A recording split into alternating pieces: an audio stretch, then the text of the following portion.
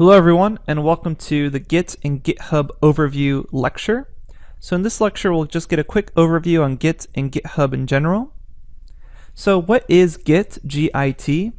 Git is a free and open source distributed version control system, and it can handle everything from just a small project to a really large one pretty well.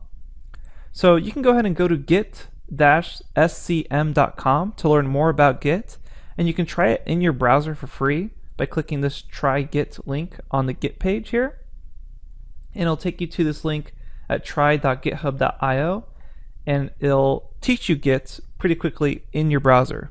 So it's actually a really useful tool.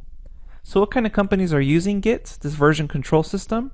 Pretty much all major companies such as Google, Facebook, Microsoft, Twitter, LinkedIn, etc. There's a whole list of companies. Many companies use Git, and you might be wondering, what's the difference between Git and GitHub? So GitHub is a web page where you can publish your Git repositories and collaborate with other people. So as I mentioned before, Git's a version control system. So it basically has a series of snapshots of your code, which are known as commits. And as you see the path of the snapshots, you can check what order they're created in. So can you use Git without GitHub is another question people ask, and yes. So Git runs locally if you don't use GitHub. An alternative to GitHub might be using Git with your files and then hosting them on Dropbox, but GitHub is the de facto and most popular streamlined service that's designed especially for Git.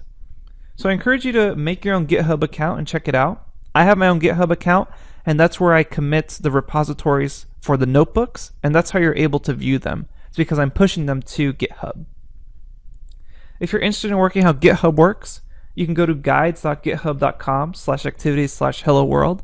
Again, this link is in the lecture text, and you can check out their hello world document. It's all in browser, so again, you don't need to download anything. You can just check it out all there.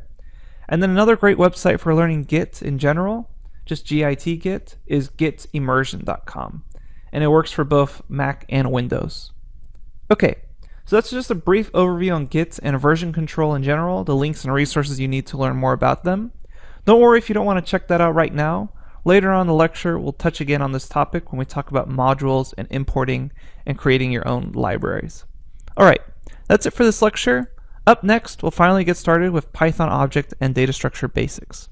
Thanks, and I'll see you at the next lecture.